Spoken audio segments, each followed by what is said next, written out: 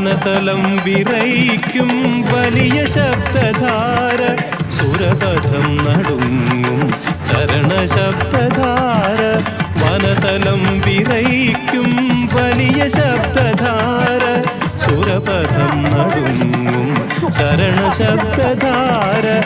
അടവികൾ കടന്നു മലകളും കടന്നു